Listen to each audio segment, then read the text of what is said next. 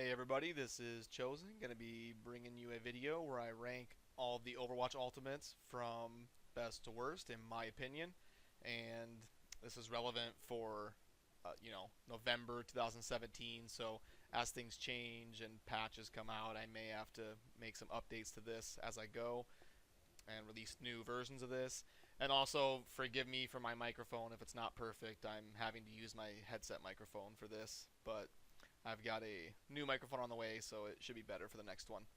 Anyway, I'll get right into it. I'm going to start from the bottom and work my way up. But tier A is going to be ultimates that are, are very easy to get value out of and almost always swing a team fight for your team to defeat the enemy team and take an advantage on the objective. Tier B is going to be ultimates that can make a great impact but are also easy to waste and can get no value at all. Tier C is going to be ultimates that rarely have an impact on the team fight, rarely get kills, or need to be comboed with something else in order to be successful. They can't really have success on their own if they aren't comboed. So, jumping into it, we're going to start at the bottom, number 25. And in my opinion, I've got Roadhog. Now, before you spam the comments and say, hey, but I got 4 kills with Roadhog, like, any ultimate in the game can be good in the right scenario. So it's not like there's an ultimate in Overwatch that's just always trash. So when it comes to ranking things, you're splitting hairs. You're being extremely nitpicky. And in my opinion, the Roadhog ultimate just isn't very fearful. You just avoid him for a few seconds, and if it's not combo with anything else, it's pretty easy to avoid. So I got it at the bottom. Next up, Winston. It's kind of the same thing as Roadhog, but a little bit better because it gives him an extreme ability to tank and disposition the enemy team and knock them off of where they want to be and can help create space for your team. So got it a little bit ahead of Roadhog. Then comes Widow. This ultimate is very easy to get nothing out of if you use your wall hacks at the wrong time, and it doesn't really help anybody get a kill, and Widow doesn't get a pick during it or anything. Very easy to squander this ultimate and get nothing out of it. Next up, Doomfist. Kind of the same thing. It can be good, but I see this ultimate a lot of times in games get absolutely no value. When he casts it, the enemy team just kind of spreads out and avoids it, and nothing happens. So it's too easy to waste for me to not have it down in tier C. Hanzo's ultimate is a very good ultimate for comboing, like with a Zarya Graviton Surge or a Reinhardt Earth Shatter, something like that. Can be very effective, but it feels like a win more ultimate to me that has to be comboed with something else to be successful. If you just use Hanzo's ult, 90% of the time you're not going to get a single kill. The enemy team is just going to spread out, avoid it, it moves too slow, and it's very easy to squander and get nothing out of. Diva is kind of the same concept as Hanzo. It can be great when combo with something else. It can get you a bunch of kills. It can get you play the game. But too often it just gets nothing, where Diva throws her ult on the point, the enemy team hides behind Reinhardt or ducks behind a wall, and nothing happens. So same concept as kind of the other ones in tier C. And then up the top of tier C, I've got Ana's ult.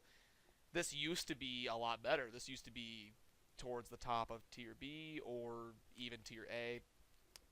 But they nerfed Ana's ult giving movement speed, so it's not near as good as it used to be.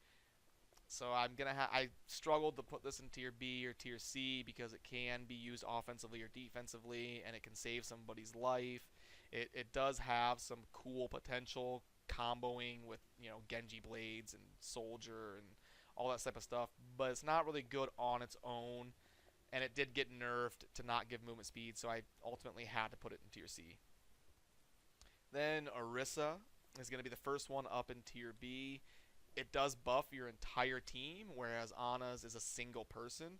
It's kind of like a Mercy damage boosting the entire team, so it's kind of cool, and it has a lot of really good potential.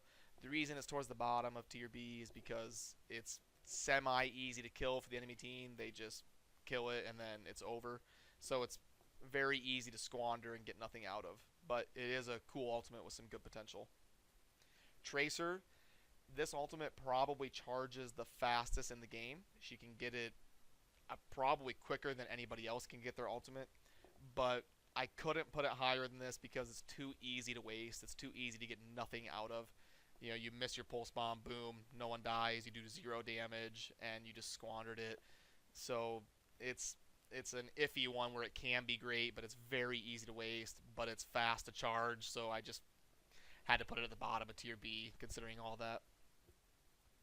Bastion is, it's a good ultimate. Bastion's not really in the meta, but he can one-shot squishies, and you do have to be fearful when Bastion uses it because he gets a big damage boost. He gets a big hit point boost. You can't really kill him, and he's running around one-shotting squishies. So it's not a bad ultimate. It's just right in tier B.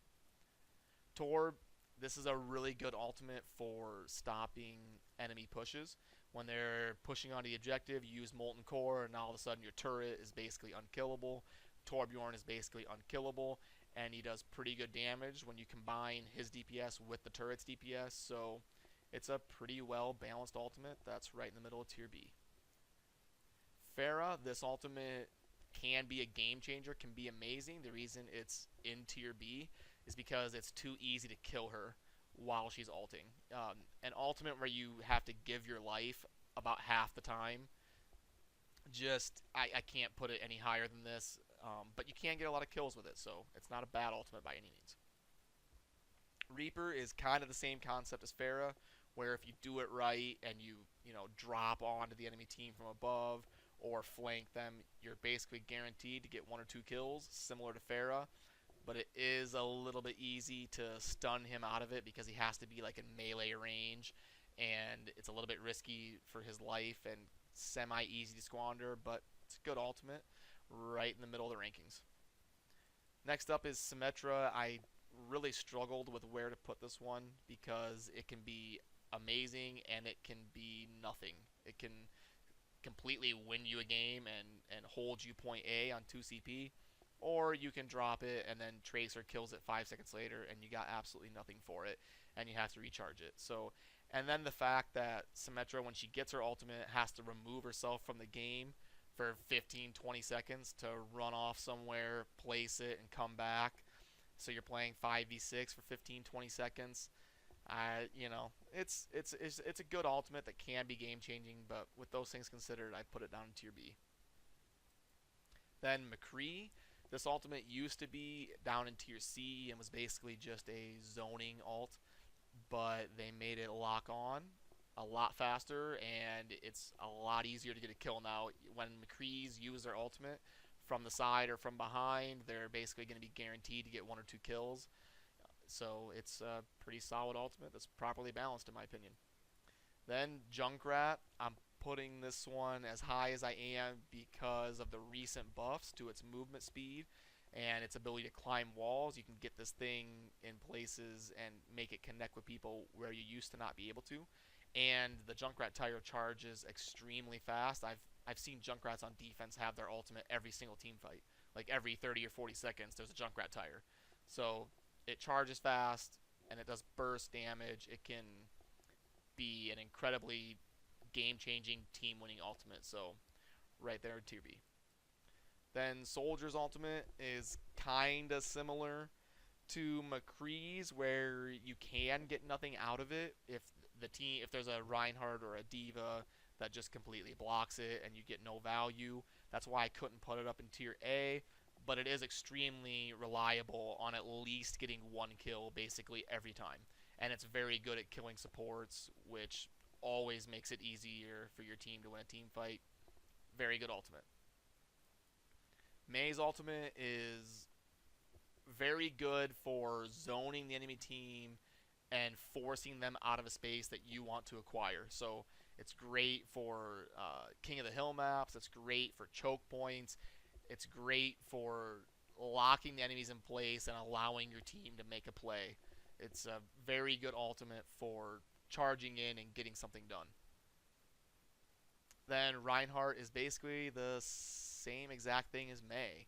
But the reason I put it ahead of Mei's is because his effect is instant instead of over time. Reinhardt, boom, 3 or 4 people are knocked down, and your team can come in and kill him. Whereas Mei's kind of has a delay. She drops her ult, and the enemies have a chance to run away. So it's kind of the same concept as Mei, where you freeze the enemy team in place and let your allies come in and kill them while you help. But it's a little bit ahead of Mei's just because of the instant effect of knocking people down. Then we get to tier A, where I've got Lucio at the bottom of tier A. This ultimate is just too good and too versatile for me to not have in tier A. It can be used offensively, defensively. It can be used to counter the enemy team using ultimates to give your team the hit points they need to survive. And also, another thing that's semi-overlooked sometimes is the ability for Lucio to ult and then get also speed boost. So he doesn't have to heal right after he ults because everybody has 500 HP, or 700 or whatever for tanks. So you use your ult and then speed boost, so your whole team is super HP and super fast. So extremely good and versatile ult that had to be in tier A.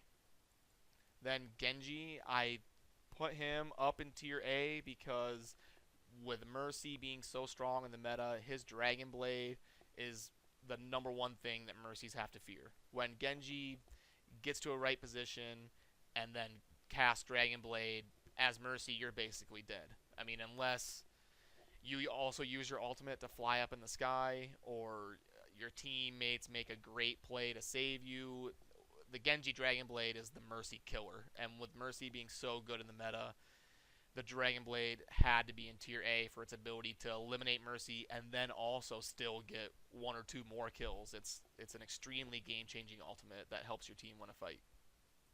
Then Zenyatta. This is kind of the same concept as Lucio. It can be used offensively or defensively, and Zenyatta's ultimate is so good because it can hard counter combos from the enemy team, like Ana plus Soldier, Nano Visor. Zenyatta ult basically completely negates it. So with Zenyatta's ability to counter 2 ultimates, it just had to be in tier A with its ability to keep your team alive and sustain on the point and keep fighting as opposed to having to run away and hide. Next up, Sombra. This ultimate is absolutely incredible. It allows you to get really clean team wipes and kill 4 or 5 people instantly because, Overwatch is a game that's all about cooldowns and abilities and mobility, and when Sombra ults, the enemy team can't do anything. They basically just have to left click and shoot, but they have no abilities. So your team can just go in and completely destroy them. It's a completely game-changing ultimate that really helps you take clean engagements and capture points. Next up is Zarya. I debated on putting this number 1. It used to be a little bit lower, probably at the bottom of tier A, but they recently buffed it to do a better job of holding people in place. So with the recent changes of making it easier and better for the grouping of it, it's an extremely good ultimate at helping your team, similar to Sombra, get clean team wipes, kill 4, 5, 6 people, and just completely destroy the enemy team, and then go capture the point. The reason it's ahead of Sombra's is because of its ability to group up people. Sombra's removes their abilities, but it doesn't really group them up and lock them in place. Zarya locks them in place, and they can't really do anything about it. They just sit there and die, unless they have a Zenyatta ult or something to counter it. Zarya's ult, extremely game impacting. Number 1 right now has to be Mercy. It's so good, both offensively and defensively. She can even pull out her pistol and assassinate somebody while flying up in the air. She's basically impossible to kill without using an ultimate. The enemy team has to use ults to counter it if they want to do anything about Mercy. The Valkyrie lasts forever. She can fly around for an entire team fight, heal, damage boost.